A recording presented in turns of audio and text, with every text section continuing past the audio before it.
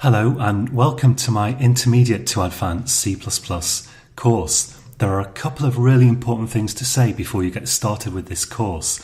One thing is, if you haven't got HD, high definition, enabled in Udemy, make sure when you run the video you click the HD button, because otherwise the code is going to be really hard to see. If you watch it in HD, your screen might be a different size to mine, so it's probably not going to look perfect, but you should be able to see hopefully everything clearly.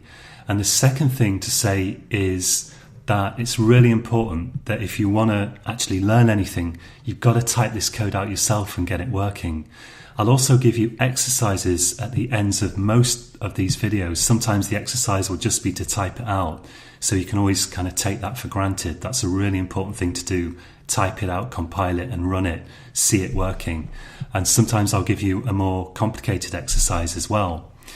At the end of the course, I'm going to give you a project which will draw on a few, but certainly not all, of the features that we've seen. So we'll be writing to a binary file. We'll be using STL, Standard Template Library, and we will also use smart pointers in this project at the end. And if you follow my free C++ for Beginners course, this project at the end is really a step up in terms of algorithmic complexity. So you could type it out without understanding it, but if you want to understand it, there's kind of plenty of stuff there that you can puzzle over and dig into if you want.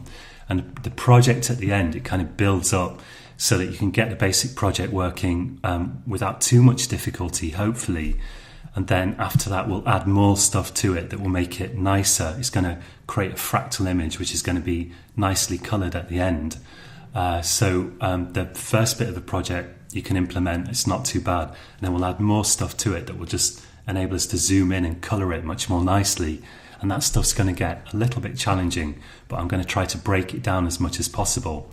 So we're going to start off on this course with some stuff that's kind of relatively basic C++. We're going to look at exceptions, reading and writing files. We're going to move on to the Standard Template Library, which is not so hard.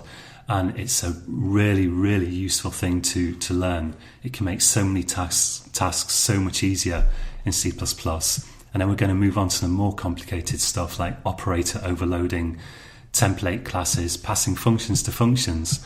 And we'll go through many, but certainly not all, of the features that were introduced in C++ 11, because C++ 11 introduced a whole raft of new features. And some of them are quite hard to understand, in particular L value versus R value references and move constructors, but I'm going to break that down step by step so that hopefully you can really understand it.